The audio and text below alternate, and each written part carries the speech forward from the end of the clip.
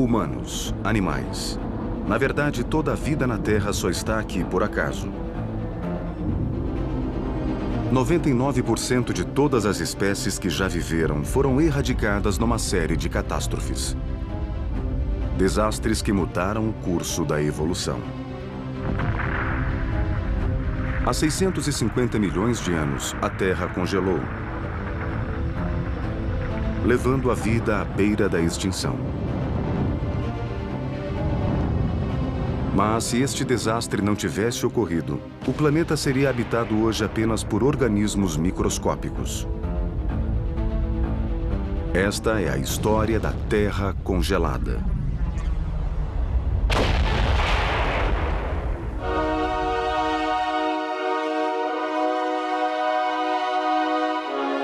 Catástrofe pré-histórica. Terra congelada. É quase impossível compreender a imensa escala temporal da vida do nosso planeta. Então imagine toda a história da Terra comprimida em um único dia. À meia-noite no nosso relógio, há 4 bilhões e meio de anos, o planeta nasceu. Minutos depois, o protoplaneta Tia colidiu com a jovem Terra.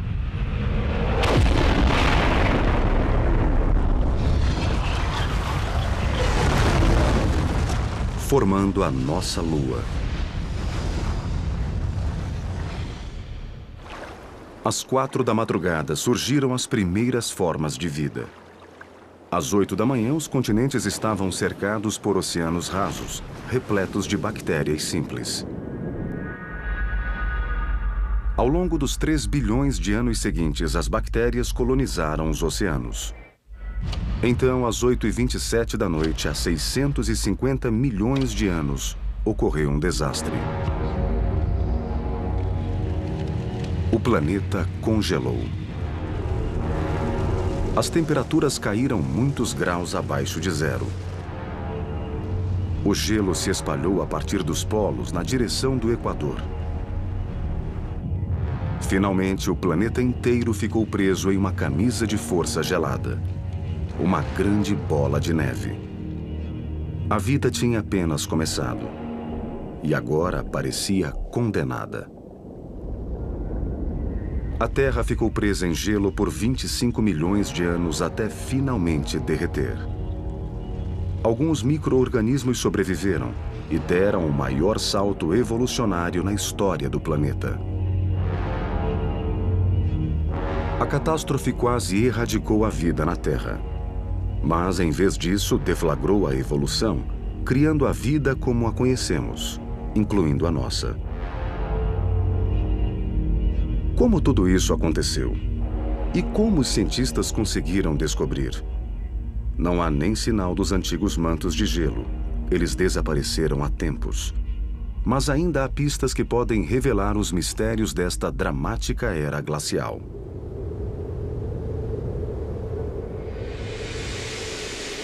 A evidência está escondida em alguns dos lugares mais remotos do mundo. Esta é a Cordilheira Flinders, no deserto australiano. Hoje ela é um dos lugares mais quentes e secos do mundo. Então é irônico que o geólogo Jim Gellin esteja à procura de evidências sobre o período mais frio da história. A área é tão vasta que a melhor forma de investigá-la é sobrevoá-la. Há uma história catastrófica escrita nestas camadas de rocha. Só é preciso saber como lê-la. É como folhear um livro feito de pedra. Cada camada tem um segredo. Nós vemos as rochas como um livro de história. O piloto localiza uma formação rochosa incomum num leito de rio seco.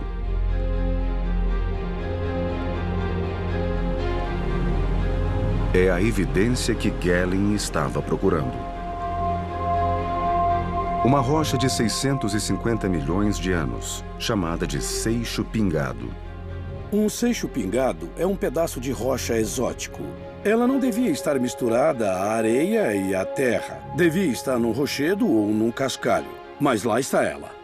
A rocha pode parecer insignificante, mas é uma pista enorme para entendermos as forças poderosas que criaram a Terra Bola de Neve.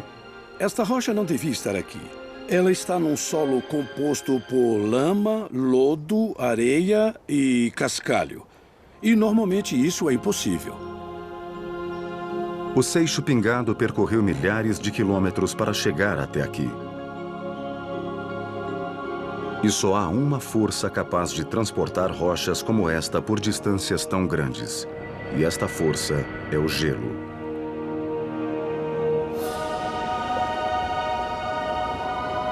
Não há muito gelo na Austrália hoje. E para investigar como o gelo transportou rochas pelo mundo no passado, o glaciologista Shadow Neal escala os penhascos da geleira Matanuska, no Alasca. Ela é o mais perto que podemos chegar desta distante era glacial.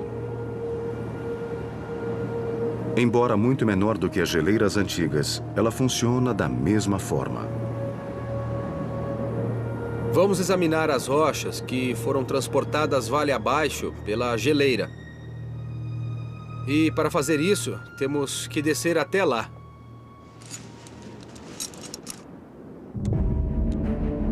As geleiras são os tratores da natureza. Elas atropelam tudo em seu caminho. Arrancam as rochas e pedras do topo das montanhas e as carregam até o fundo dos vales. Pedras do tamanho de ônibus podem ser transportadas por quilômetros por uma geleira. As maiores geleiras têm centenas, se não milhares de quilômetros de comprimento. Então as pedras podem percorrer longas distâncias. Quando o gelo derrete, ele deposita detritos na base da geleira. Mesmo com apenas algumas centenas de metros de espessura, esta geleira pode carregar milhares de toneladas de rocha. A geleira trouxe todo esse material das montanhas e quando a geleira derrete, o que resta parecem os escombros de uma demolição. Foi exatamente o mesmo processo que levou as pedras soltas à Cordilheira Flinders. Mas há uma distinção importante. A geleira Matanuska transporta as rochas por 38 quilômetros. As geleiras de 650 milhões de anos atrás as carregavam por milhares de quilômetros. Este é um ótimo exemplo de uma rocha que foi arrastada pela geleira e carregada vale abaixo e depositada. Olha só, é muito parecida com as encontradas na Austrália, onde haviam geleiras no passado. O seixo pingado da Cordilheira Flinders mostra que a Austrália já esteve coberta por gelo. Mas não prova que o mundo inteiro estava congelado, porque os continentes nem sempre estiveram onde estão hoje. A superfície da Terra está em movimento lento, porém constante. E os continentes se movem pelo planeta. Então, onde eles estavam há 650 milhões de anos? E onde estava a Austrália? Talvez ela estivesse mais perto do Polo Sul e as pedras soltas tenham vindo de geleiras antárticas. A resposta a esta questão vem de outro deserto implacável.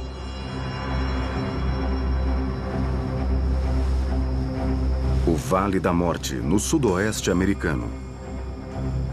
O geólogo Joey Karshvink cunhou o termo Terra Bola de Neve. Ele passou as últimas 2 décadas coletando evidências de que isso realmente aconteceu. O Vale da Morte tem uma série de rochas que são extremamente importantes para entendermos a história da Terra. É um baú do tesouro.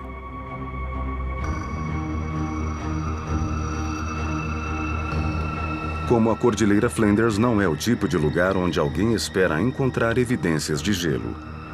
Mas espalhadas entre os sedimentos do leito de um antigo rio, há mais pedras soltas glaciais. Sempre que eu venho aqui, eu vejo coisas novas. Naqueles grandes rochedos, se olharmos para baixo, vemos pedras soltas. Elas estão por cima. Este é um dos melhores lugares do mundo para se observar esse tipo de geologia.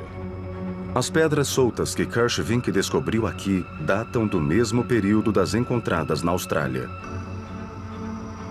Há 650 milhões de anos, 2 dos lugares mais quentes do planeta, hoje o Vale da Morte e o deserto australiano, estavam cobertos de gelo. E mais do que isso, Krushvink sabe onde os 2 desertos estavam na época do grande congelamento. A resposta está nas próprias pedras. Cada rocha possui uma assinatura magnética única, que permite aos cientistas determinar seu ponto de origem com grande precisão. Para estudar este sinal, Krushvink extrai o núcleo das rochas que contém as pedras soltas e mede seu campo magnético. O campo magnético da Terra é formado por correntes elétricas que atravessam o planeta. O padrão deste campo nos permite medir a latitude em que uma rocha se forma. Depois de obter a latitude de formação de uma rocha, os cientistas podem determinar de que parte do planeta ela veio. Quando a geleira depositou estas rochas aqui, o Vale da Morte estava entre os trópicos. Os núcleos das rochas do deserto australiano têm uma história ainda mais interessante para contar. Um grupo que estudou o magnetismo na Cordilheira Flinders encontrou uma magnetização bem estável e disse: espera um minuto, pode haver algo relevante aqui. O sinal magnético da rocha revelou que há 650 milhões de anos, a Austrália estava em um lugar completamente diferente de onde se encontra hoje. Quando o planeta estava nas garras do grande congelamento, a Austrália ficava perto do Equador. Era a prova que os cientistas estavam procurando. Há 650 milhões de anos, o planeta inteiro parou. A vida na Terra parecia destinada à extinção total. De alguma forma, algo havia levado o planeta inteiro a um congelamento catastrófico. A pergunta era: o quê?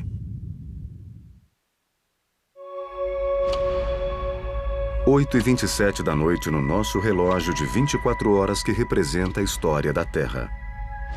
Há 650 milhões de anos, o planeta enfrentou uma catástrofe climática, um congelamento global. Mas o que o causou? Não foi o primeiro congelamento da Terra e não seria o último. Nosso planeta passa por uma era glacial há aproximadamente cada 100 mil anos. Mantos de gelo e geleiras se expandem, alterando a paisagem, mas costumam parar antes de chegar ao Equador. Há 650 milhões de anos, esta regra foi quebrada. A maioria das eras glaciais é desencadeada por mudanças na órbita do planeta ao redor do Sol. Quanto mais a Terra se afasta de sua estrela, mais fria ela fica. Mas fatores como órbita e rotação não são suficientes para explicar a expansão do gelo até o Equador. Isso teria exigido algo bem mais dramático. A explicação estava na nossa atmosfera. Especificamente nos gases do efeito estufa, como o dióxido de carbono. O excesso destes gases causa o aquecimento global, mas níveis normais de CO2 garantem à Terra um clima moderado. Um gás do efeito estufa é qualquer gás que tenha a capacidade de converter os raios solares em calor. Estes gases são os principais responsáveis por fazer da Terra o planeta quente que ela é hoje.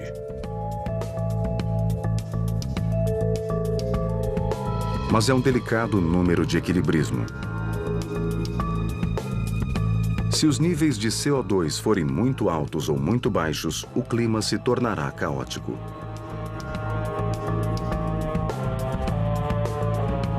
O excesso faz o planeta esquentar, a escassez esfriar. O dióxido de carbono é um gás muito importante. Ele é tanto um dilema quanto uma solução. Quando ele existe em excesso, a Terra fica superaquecida, o que, é claro, nos preocupa hoje.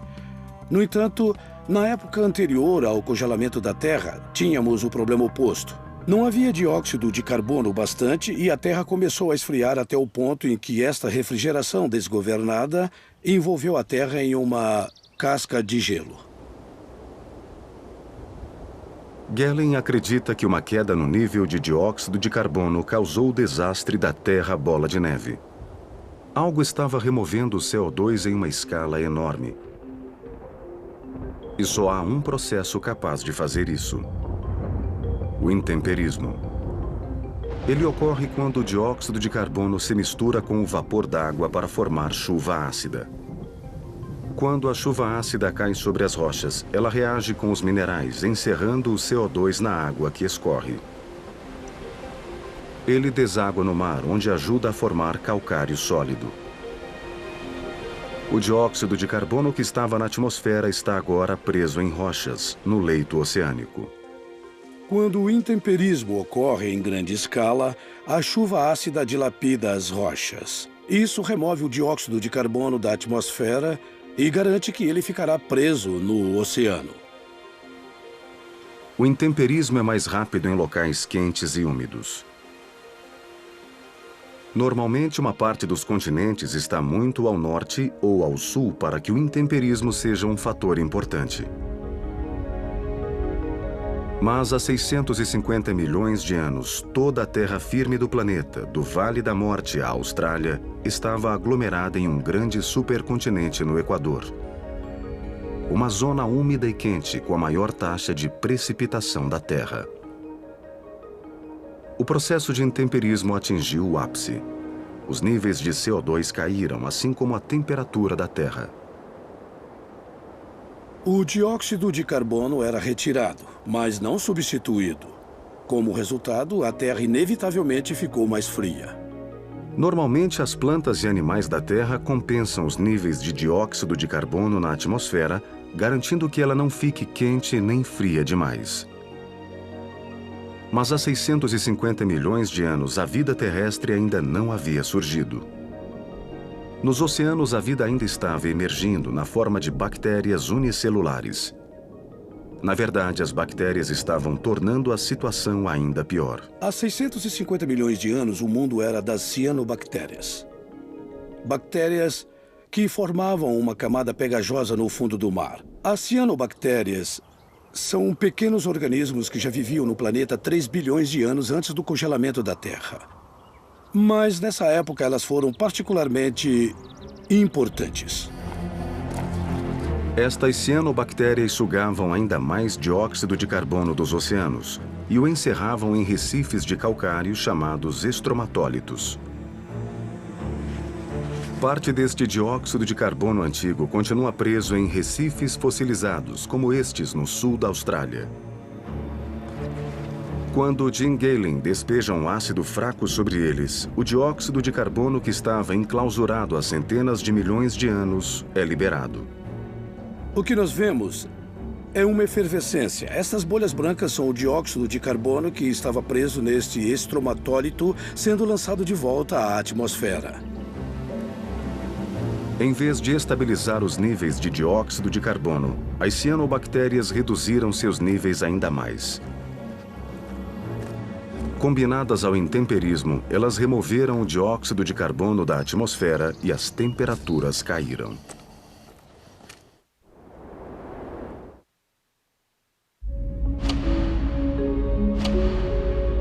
Nosso relógio da história terrestre marca 20 horas, 27 minutos e 30 segundos. A Terra bola de neve 650 milhões de anos atrás. O gelo estava avançando dos polos. Isso acontece durante todas as eras glaciais. Normalmente ele para, mas não desta vez. Ele continuou marchando na direção do Equador. Ao fazê-lo, deu início a uma reação em cadeia que levou a vida primitiva nos oceanos à beira da extinção.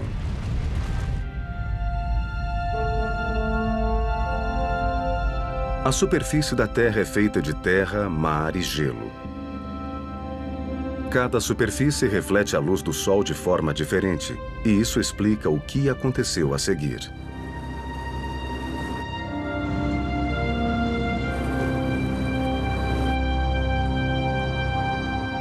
Aqui no Ártico, o destino do geofísico Don Perovich é a fronteira entre o gelo e o mar aberto.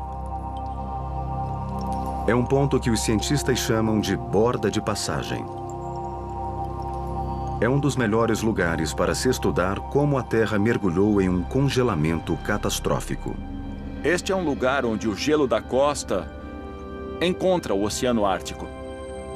Mas é mais do que isso. A passagem é onde existe água. A passagem é onde existe luz. Então a passagem é onde existe vida. Vemos baleias passando e focas.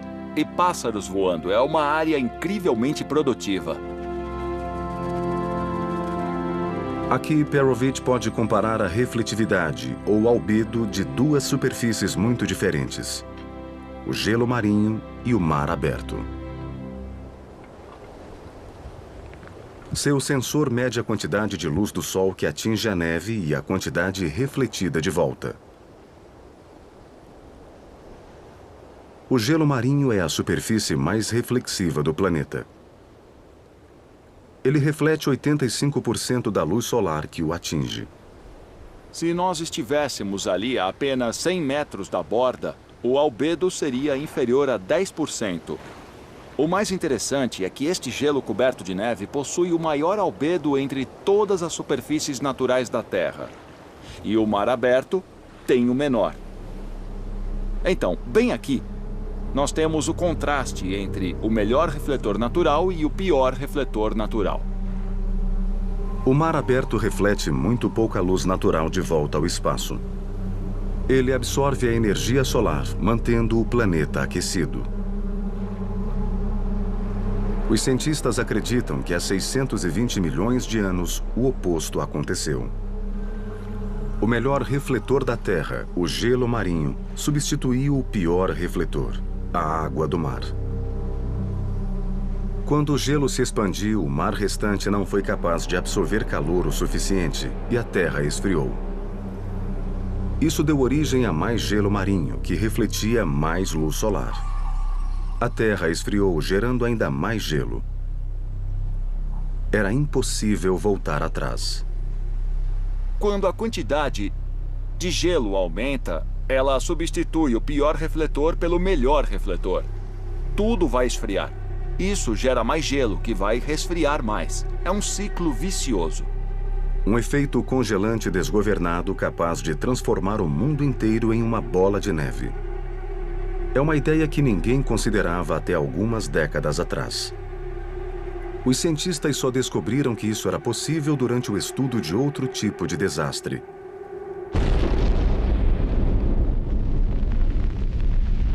Uma guerra nuclear.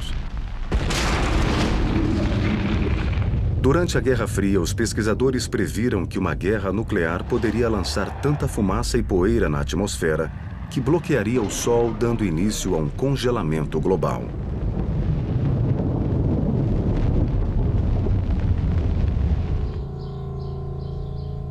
O especialista russo Mikhail Budiko estava investigando esta hipótese quando fez uma descoberta arrepiante.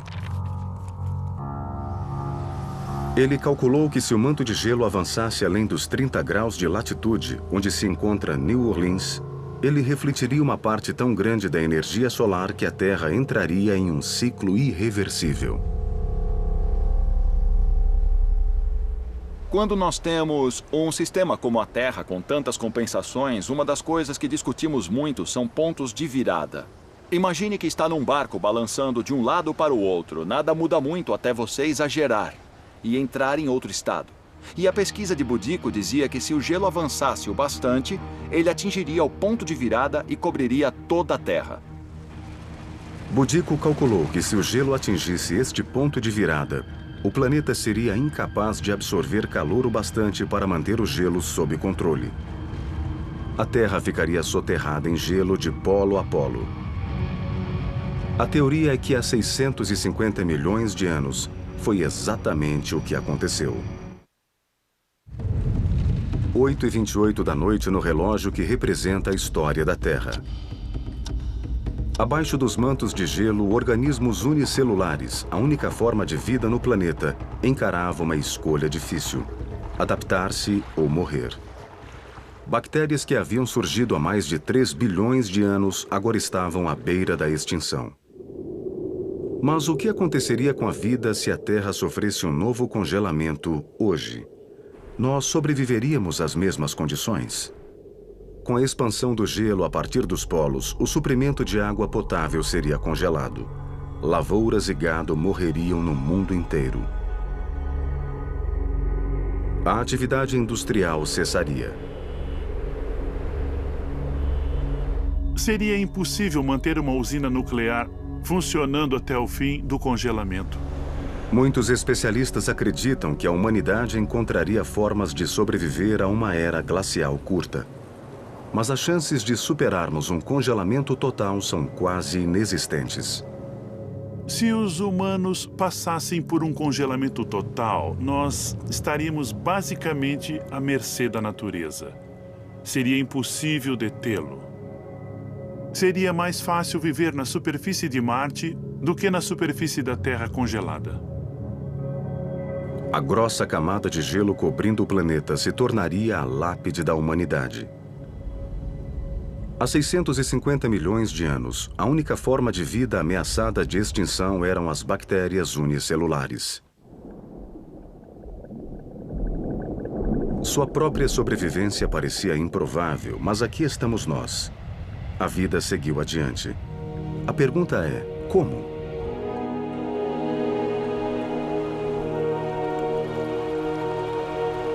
A busca para se entender como os organismos antigos mantiveram a evolução viva trouxe esta microbióloga solitária à geleira Whiteout, no sul do Alasca.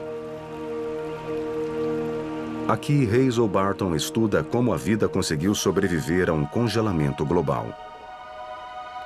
Sua missão é encontrar sinais de vida em cavernas aparentemente mortas. As pessoas achavam que as cavernas eram inabitáveis, que não havia nada nelas. Na verdade, elas estão repletas de micro-organismos. Barton procura micróbios modernos que vivem nesta caverna gelada para descobrir como seus ancestrais sobreviveram ao maior de todos os desastres climáticos milhões de anos atrás. Olhando para a entrada da caverna, podemos ver a poeira que ficou incrustada no gelo. Isso cria uma superfície onde os micróbios podem viver. Esta caverna se estende para dentro da geleira. Sua temperatura interior é de 2 graus negativos. Organismos que vivem em condições tão hostis recebem o nome adequado de extremófilos.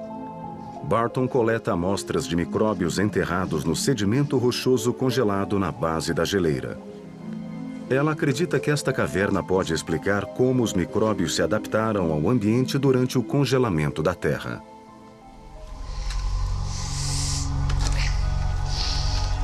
Quanto mais Barton avança na caverna, mais escura e fria ela se torna.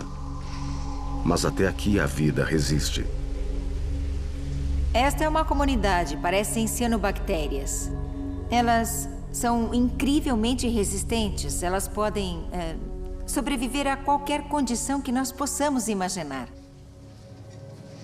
Durante o congelamento da Terra, a espessura do gelo chegou a milhares de metros.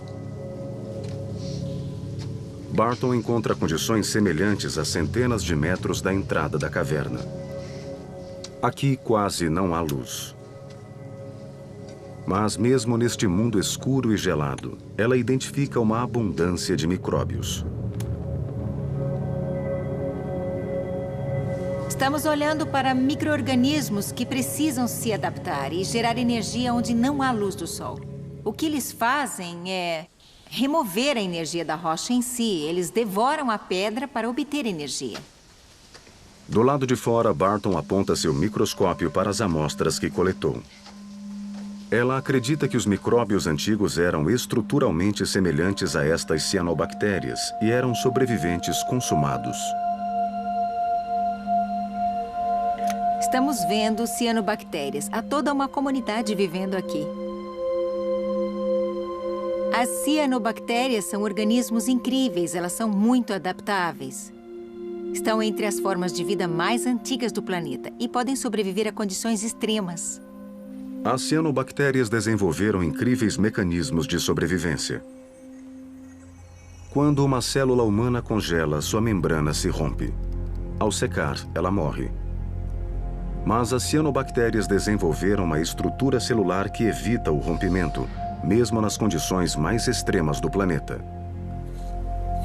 Elas mudaram a estrutura do seu DNA para evitar danos. Quando ficamos desidratados, nosso DNA fica irrecuperável. Ao fazer isso com uma cianobactéria, basta adicionar água uns 100 anos depois e em poucas horas ela começa a fazer a fotossíntese outra vez.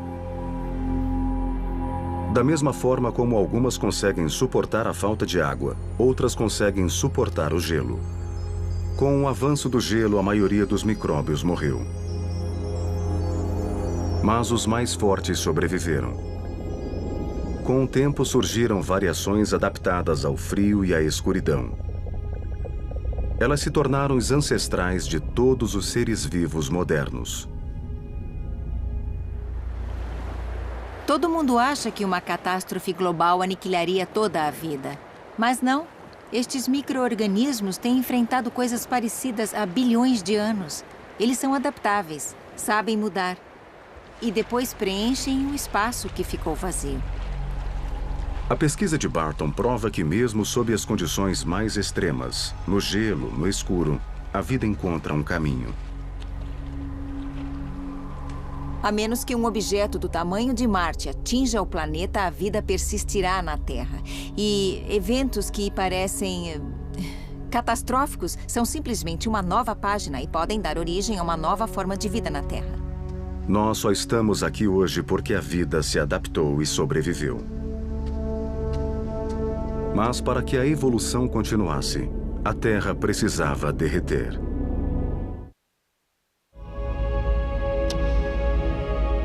8h35 da noite no nosso relógio da história terrestre. A superfície do planeta está coberta de gelo há quase 25 milhões de anos. Mas então, às 8h37 da noite, algo incrível aconteceu. O manto de gelo começou a recuar. Algo estava aquecendo a Terra, mas não era o Sol. O que salvaria o planeta estava, na verdade, dentro da própria Terra, enterrado muito abaixo do gelo.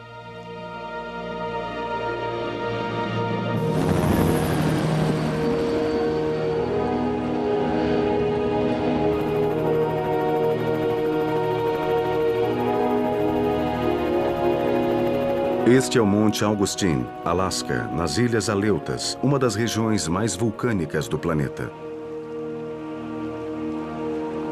O Monte Augustine está ativo há mais de 40 mil anos e continua entrando em erupção. O vulcanologista John Power está aqui para descobrir como os vulcões podem ter nos salvado do congelamento global. Pois os vulcões são as únicas coisas quentes e fortes o bastante para derreter um mundo congelado. Estamos a caminho do vulcão Augustine. É um dos vulcões mais ativos da região. A última erupção foi em 2006. Tudo acontece aqui no Augustine. O Monte Augustine esconde um inferno escaldante. Durante a última erupção, em 2006, 17 bilhões de toneladas de lava e cinzas foram lançadas à atmosfera. A quantidade de material ejetado foi tão grande que o próprio cume do vulcão aumentou. Estamos cerca de 30 metros acima de onde ficava o pico do vulcão antes da erupção. Essa é uma das superfícies mais novas da América do Norte. Usando o seu termômetro de campo, John Power mede a temperatura logo abaixo da superfície.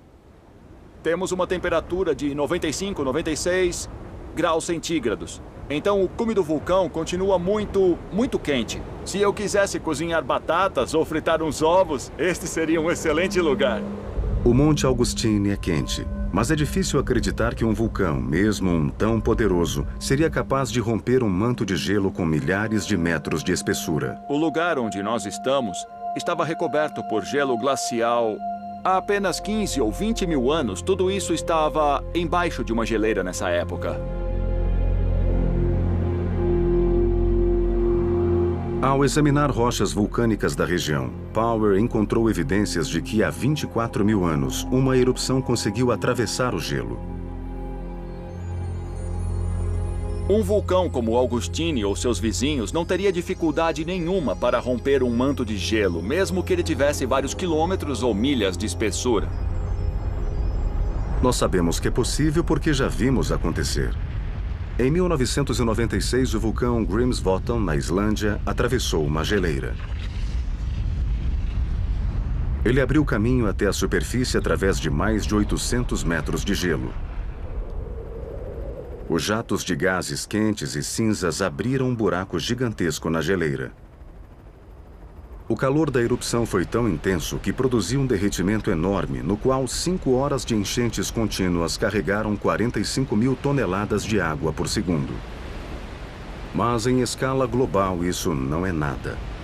Quando o mundo todo estava congelado, alguns buracos não fariam muita diferença.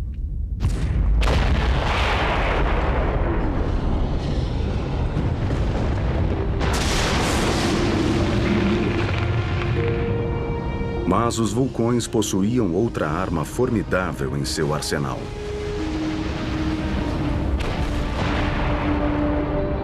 Eles cospem mais do que lava e pedras. Os vulcões também produzem quantidades enormes de gases do efeito estufa.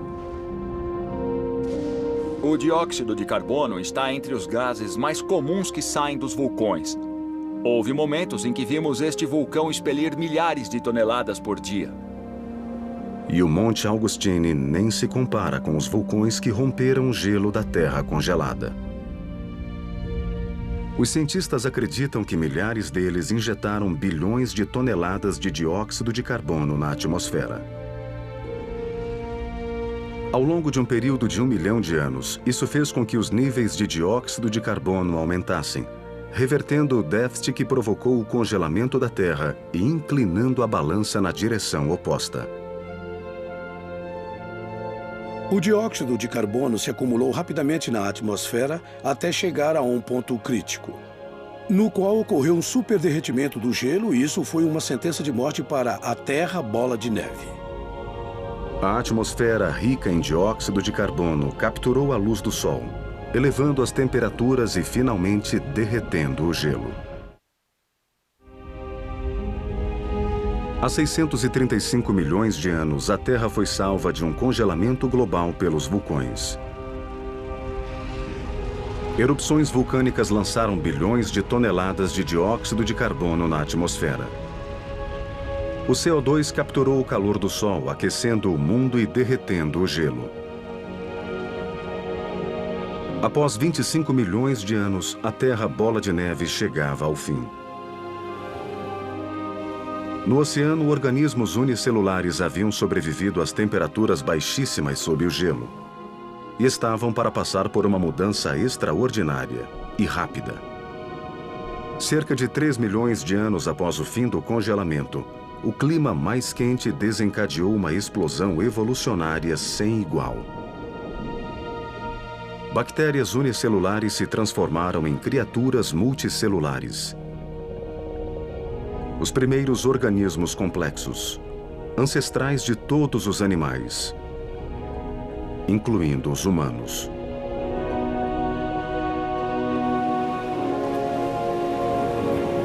A Terra Bola de Neve deve ter sido o mais próximo da extinção que a vida primitiva chegou. Mas sabemos que as criaturas sobreviveram. E não pode ser uma coincidência que logo após os últimos estágios desta era glacial global surgiram as primeiras criaturas grandes. Parece que aquela série de catástrofes ambientais deu origem à biologia, que gerou os seres pluricelulares. A Terra Bola de Neve não foi uma catástrofe para a vida. Na verdade, ela desencadeou a evolução. Seu ponto crucial foi o oxigênio. Antes do congelamento, o oxigênio representava apenas 1% da atmosfera. Muito pouco para sustentar organismos mais complexos. Após a era glacial, este número subiu para 21%. Para os cientistas, a alta no nível de oxigênio foi resultado direto da química da era glacial. Durante o congelamento, os raios ultravioletas do Sol reagiram com as moléculas de água no gelo, produzindo uma substância química chamada peróxido de hidrogênio. Esta substância ficou presa na água congelada até as temperaturas subirem e o gelo começar a derreter. Quando o peróxido de hidrogênio foi liberado, foram lançadas quantidades enormes de oxigênio no ar e nos oceanos. O salto nos níveis de oxigênio forneceu combustível para a evolução da vida, de organismos unicelulares para os multicelulares. As eras glaciais globais são os marcos da evolução. Não é coincidência o fato de a evolução dos animais ter sido precedida pela maior era glacial que a Terra já experimentou. Os primeiros organismos multicelulares eram do tamanho de uma cabeça de alfinete. Estas pequenas criaturas embrionárias são os fósseis multicelulares mais antigos do planeta. Os primeiros elos da cadeia evolucionária que levaria os animais complexos e aos humanos. Após milhões de anos vivendo na nova atmosfera rica em oxigênio, estas criaturas foram se tornando mais complexas. Na Austrália, Jim Galen estuda os fósseis de criaturas que herdaram o planeta após a era da Terra Bola de Neve. Após o congelamento, o registro fóssil apresenta uma revolução na história da vida. Pois, pela primeira vez, vemos criaturas grandes, criaturas que qualquer um pode ver a olho nu. Elas são os primeiros animais da Terra. Esta criatura marinha primitiva é um dos primeiros organismos multicelulares complexos. Ela viveu e morreu por volta de 50 milhões de anos após o fim do congelamento. Está totalmente completo. Podemos ver as tripas, podemos ver a cabeça, onde os segmentos se encontravam, e eram fragmentos incrivelmente finos presos ao fundo do mar. Todos os animais do planeta, incluindo nós mesmos, descendem de criaturas como esta. Estamos olhando para as primeiras formas de vida que possuem padrões celulares e estruturas corporais iguais às nossas. Cabeça, cauda, barriga, costas.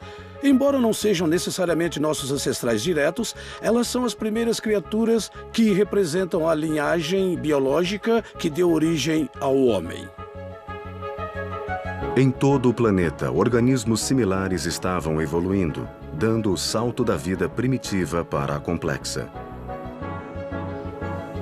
Existe vida nesse planeta há mais de 3 bilhões de anos. Mas só após a era da Terra Bola de Neve é que surgiu a vida complexa. Se não fosse por essa era glacial, o mundo ainda seria uma das bactérias e não estaríamos aqui falando sobre ele. Então, se quisermos apontar um momento na história da vida como o mais importante, foi exatamente a Terra Bola de Neve. Das bactérias a toda a vida na Terra, em toda a sua glória colorida e frenética. Cada ser vivo do planeta provavelmente é o resultado direto de um congelamento catastrófico que ameaçou destruir a vida na Terra. Mas acabou criando a vida como a conhecemos.